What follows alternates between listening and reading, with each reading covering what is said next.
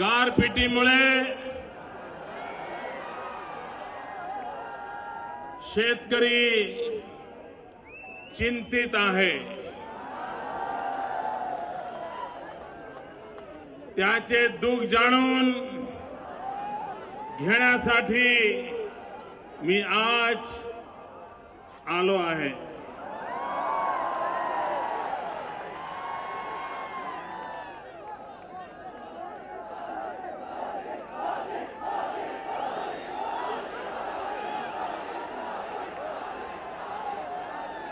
भाइयों बहनों, लाल बहादुर शास्त्री ने इस देश को जगाया था. लाल बहादुर शास्त्री जी ने जय जवान जय किसान का मंत्र दिया था और हिंदुस्तान के किसानों ने अन्न के भंडार भर दिए थे. एक समय था देश विदेशों से अन्न मंगवा करके हिंदुस्तान अपना पेट भरता था. लेकिन लाल बहादुर शास्त्री जी ने जय जवान जय किसान का मंत्र देकर के देश को जगा दिया. लेकिन भाइयों बहनों, आज मुझे दुख के साथ कहना है, बड़ी पीड़ा के साथ कहना है कि कांग्रेस के कुशासन के कारण आजादी के बाद इतने लंबे समय तक देश पर शासन करने वाली कांग्रेस और उनके सारे चट्टे बट्टे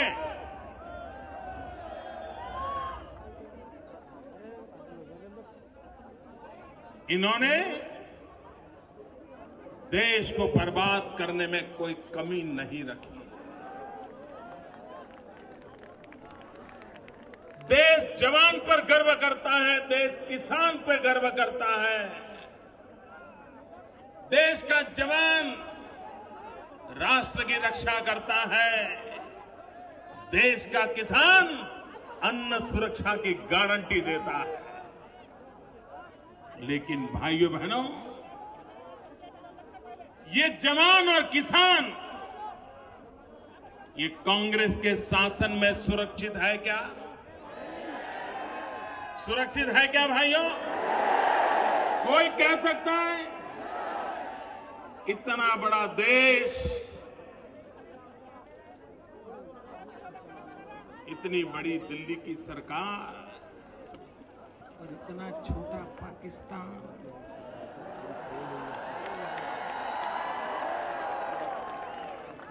हमारे देश के जवानों के सर काट करके ले जा रहा है. देश के जवानों को मार दिया जाए. सेना का जवान अगर सुरक्षित नहीं है तो हम किस मुंह से जय जवान के नारे लगा रहे हैं? आज कांग्रेस के शहजादे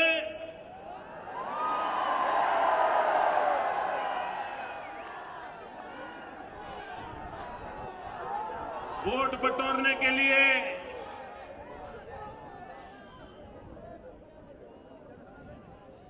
जनता के आंख में धूल झोंकने का काम कर रहे हैं. अभी उन्होंने घोषणा की कि बोले मैं कुछ दिन पहले पूर्व सैनिकों को मिला था और 1 रैंक 1 पेंशन की सैनिकों ने मांग की, तो मैंने कहा था मैं पूरी ताकत लगा दूंगा और आपने देखा 3 दिन में काम हो गया, ऐसा उन्होंने कहा। 60 साल से जो पार्टी राज कर रही है,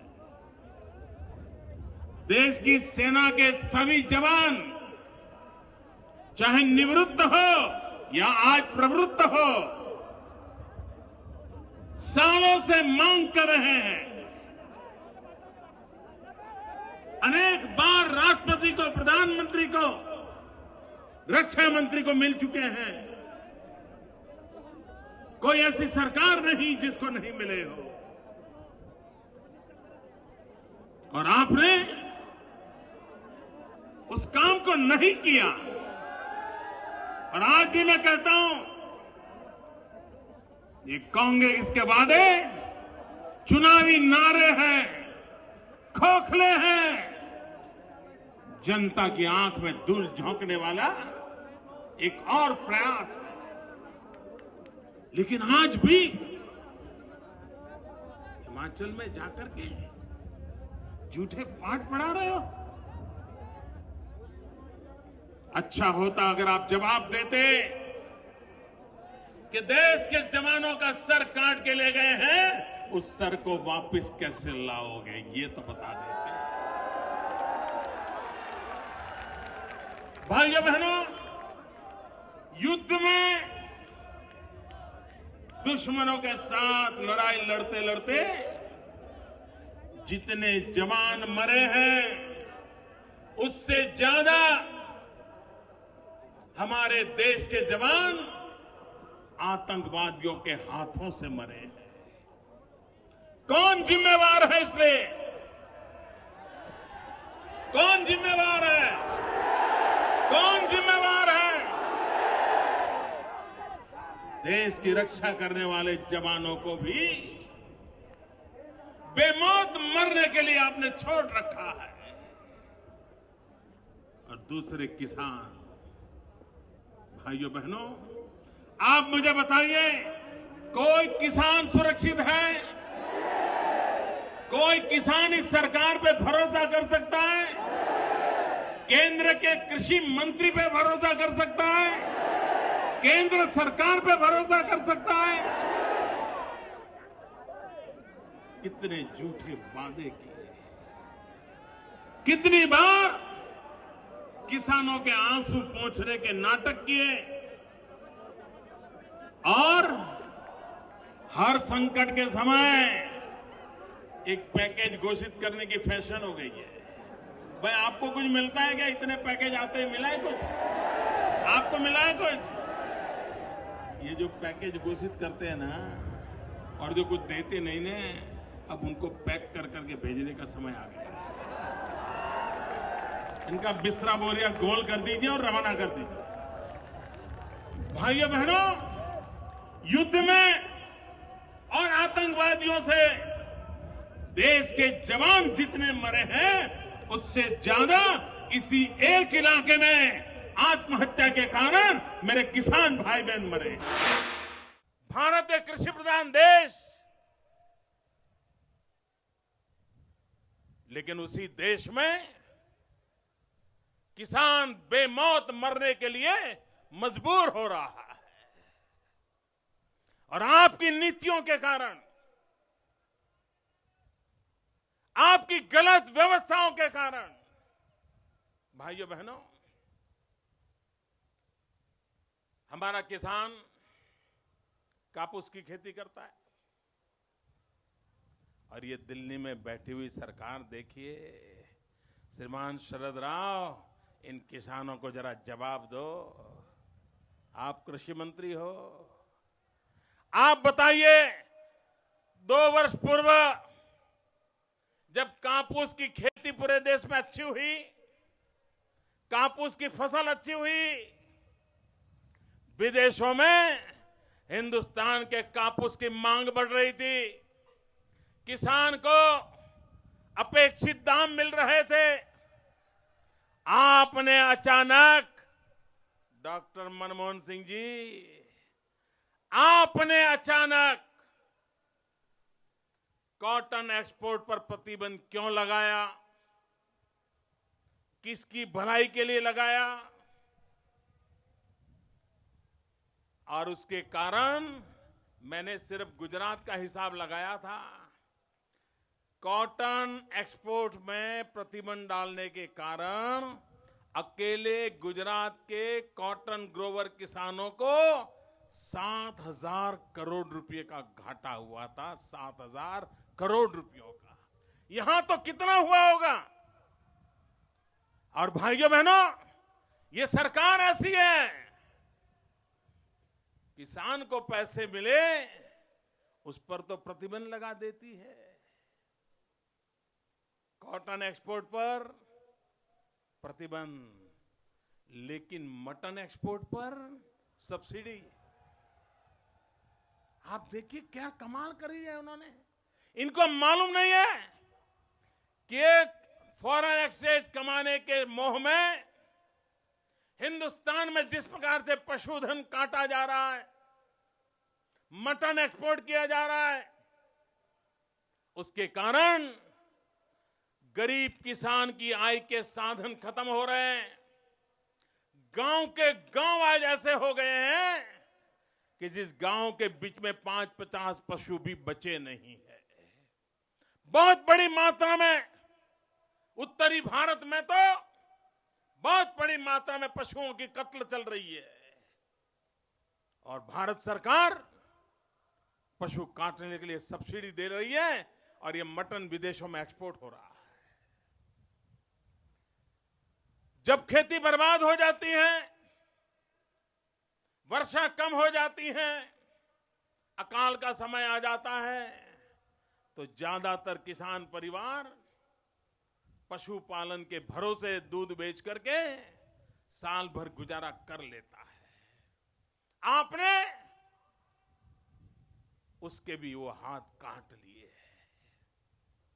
आपको अंदाज नहीं आया कि पशुधन के बिना भारत का हाल क्या होगा। दूध विदेशों लाने के लिए मजबूर होना पड़ेगा। लेकिन भाइयों बहनों, न इनको देश की समझ है, न देश लंबे अरसे तक किस प्रकार से प्रगति कर सके, इसके रास्ते क्या होने चाहिए। इनको तो सिर्फ चुनाव जीतने के तौर तरीकों में रस होता है। देश कैसे आगे बढ़े, ये इनकी प्राथमिकता नहीं होती है। और उसी का परिणाम है कि आज हमारे देश का किसान तबाह हो रहा है। भाइयों बहनों, हम इतना कापूस पैदा कर रहे हैं, लेकिन आपको जान करके दुख होगा, इतना छोटा सा बांग्लादेश नक्शे में महाराष्ट्र से भी छोटा दिखता है ना, लेकिन वो बांग्लादेश आज रेडीमेड गारमेंट एक्सपोर्ट करने में दुनिया में अपना दबदबा जमा रहा है।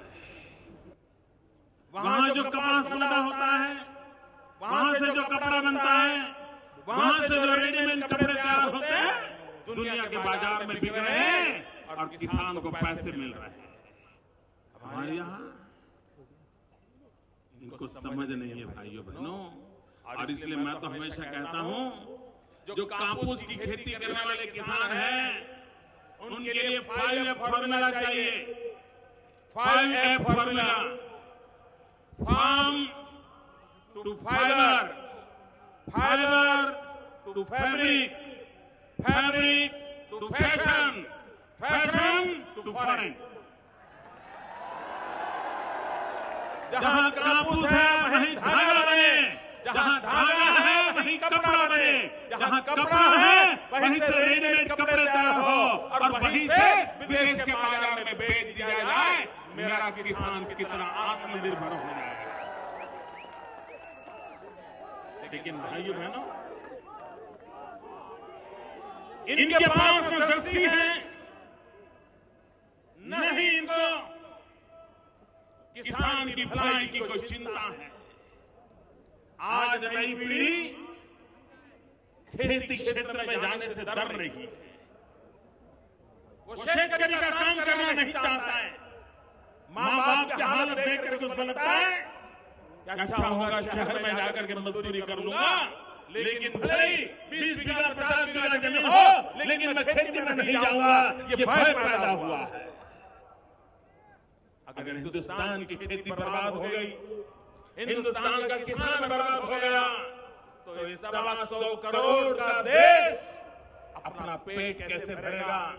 और भाइयों बहनों, जब किसी देश में पेट भरने की ताकत खत्म हो जाती है और विदेशों से अन्न मांगने के लिए मजबूर हो जाता है, वो इतनी बड़ी भयंकर मजबूरी होती है कि दुनिया के सब देश, दुनिया के सारे देश उस देश को डिक्टेट करते हैं, चाहे वो मनमानी अपनी करवा लेते हैं, इस हालत की बर्बादी होती है। देश के सम्मान को, स्वाभिमान को बचाने का काम मेरा किसान कर रहा है। और इसलिए भाइयों बहनों, आज कहीं पर किसी ट्यूबवेल में कोई बालक गिर जाए तो देश भर के कैमरा वहां लग जाते हैं, रनिंग कमेंट्री आ रही है कि बच्चा गिरा है, हिल रहा है, फोटो निकाली है, उधर खुदाई हो रही है, आर्मी आई है, बच्चा जिंदा निकलेगा। लोग भी पूरे देश में टीवी के सामने बैठ जाते हैं कि बच्चा जिंदा है कि मर गया, बच्चा जिंदा है कि मर गया। भाइयों बहनों, एक बच्चा ट्यूबवेल में गिर जाए, सारे देश के सांस ऊपर हो जाते हैं। मेरे लाखों किसान मर जाए, दिल्ली की सरकार चैन से सो जाती है। भाइयों बहनों, चैन से सो जाती है और सब पीड़ा होती है मन में। और इसलिए भाइयों बहनों, सरकार की कृषि नीति की पहली गारंटी ये होनी चाहिए कि देश के किसान को मरने नहीं दिया जाएगा। और जब अटल जी की सरकार थी तो उन्होंने अहम कदम उठाया था।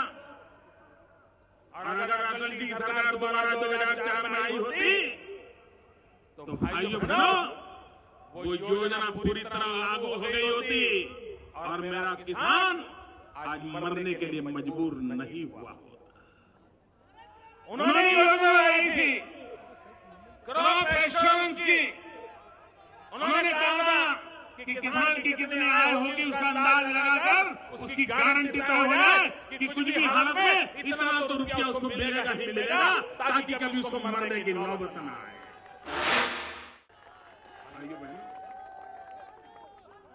मुझे अभी हमारे सारे साथी बता रहे थे इन्होंने कैसे देश को बर्बाद किया है।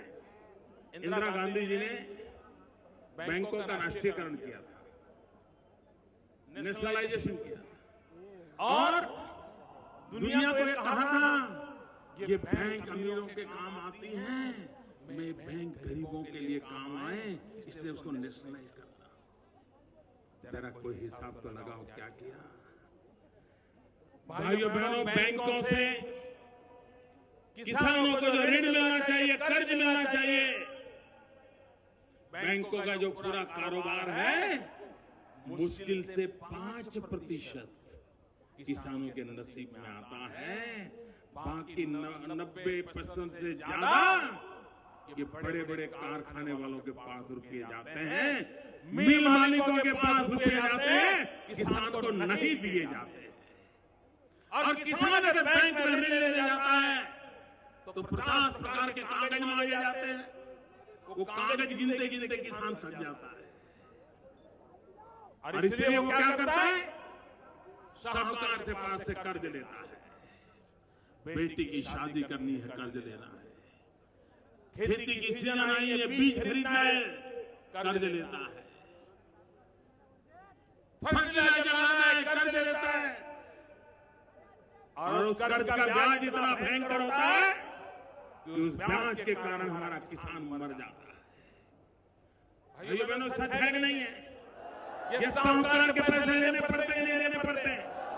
ये बैंक क्या आपको पैसे देती है क्या? आप मुझे बताइए भैया, ये बैंक किसके लिए है? क्या अमीरों के लिए है क्या?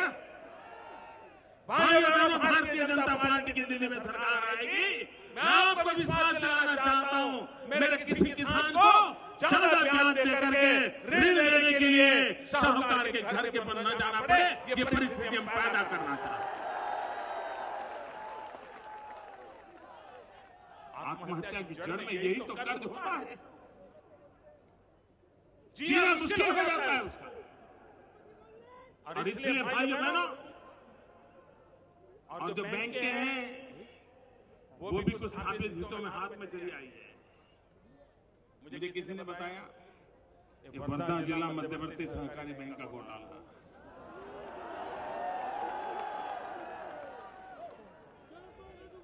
मुझे कहा गया टोटल 2200 करोड़ रुपए जो किसानों को मिलने चाहिए वो ये बैंकें नहीं दे रही है।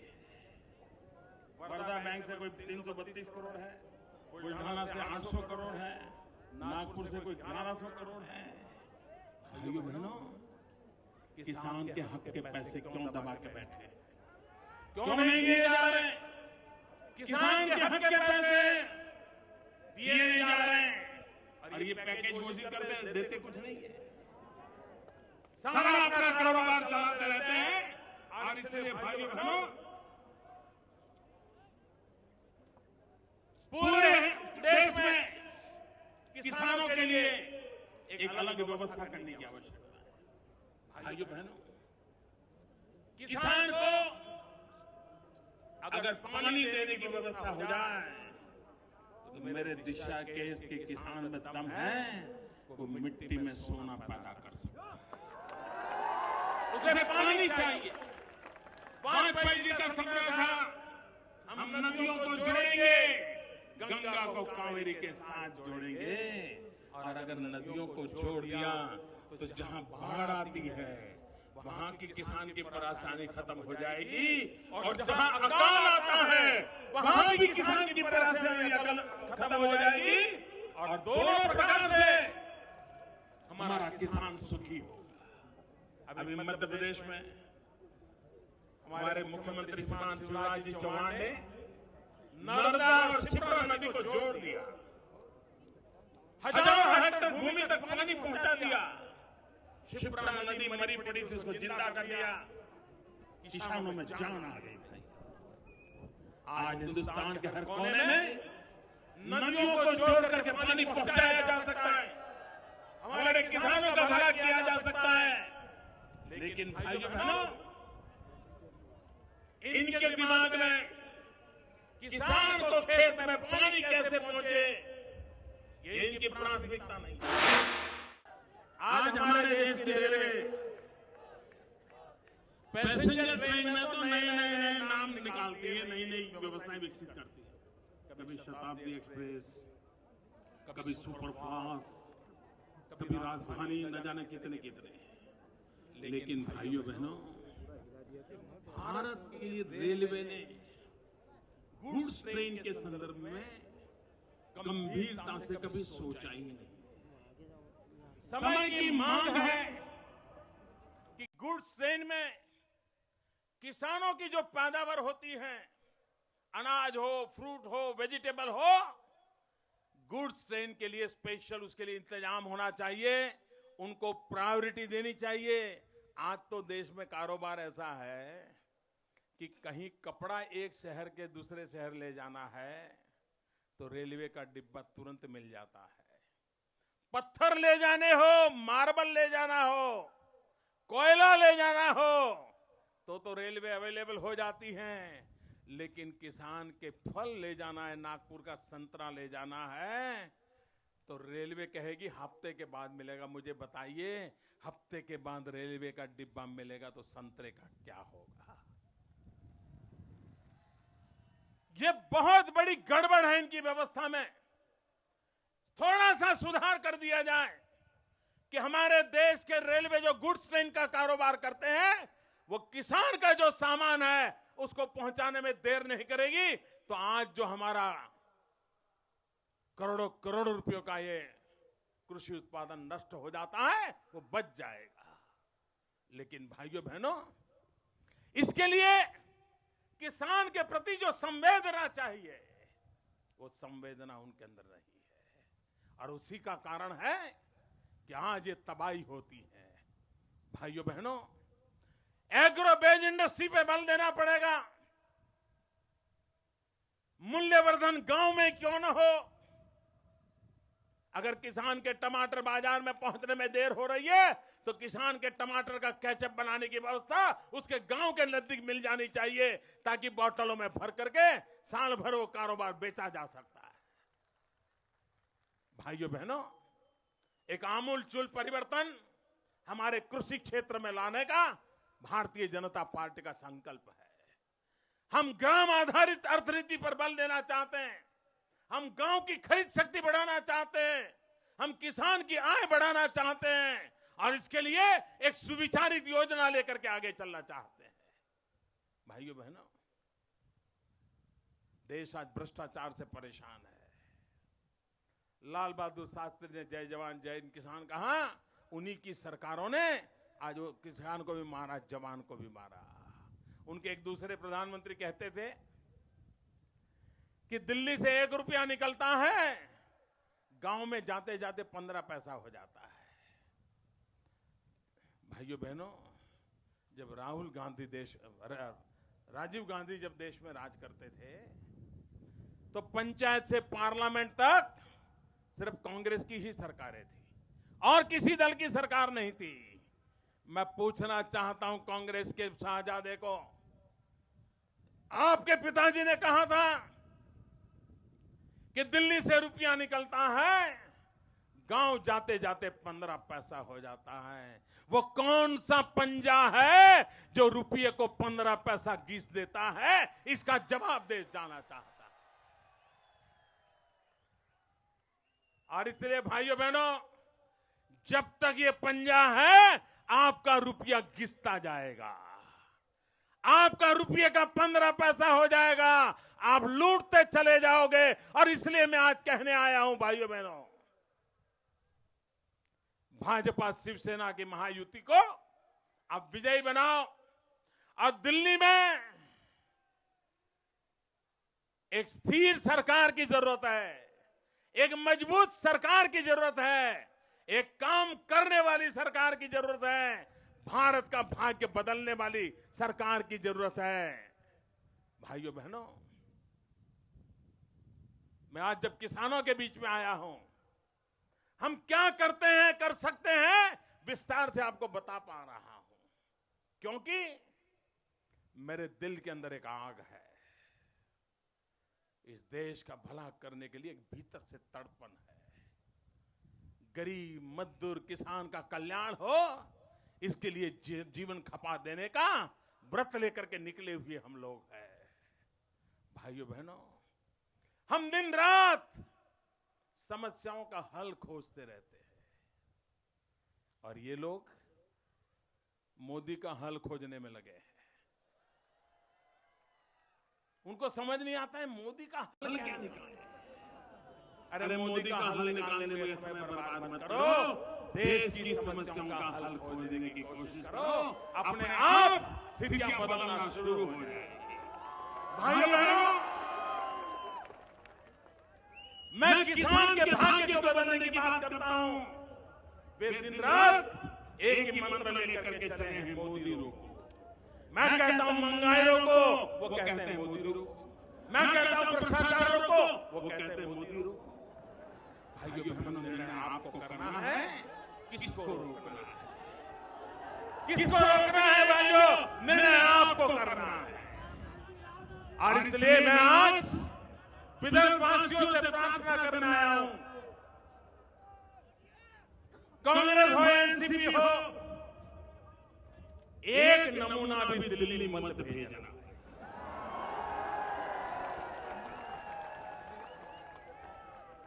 यहां तो बर्बाद किया, वहां और ज्यादा बर्बाद करेंगे।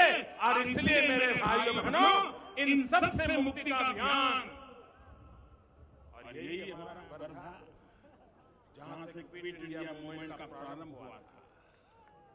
भाइयों बहनों, अंग्रेज भारत छोड़ो, गांधी और विनोबा की तपोभूमि अंग्रेज भारत छोड़ो कहा था। भाइयों बहनों, हम संकल्प करें कांग्रेस मुक्त भारत का, कांग्रेस मुक्त भारत का संकल्प करें और देश का भाग्य बदलने के लिए आगे आए। इसी एक अपेक्षा के साथ आप सबको मेरी बहुत बहुत शुभकामनाएं।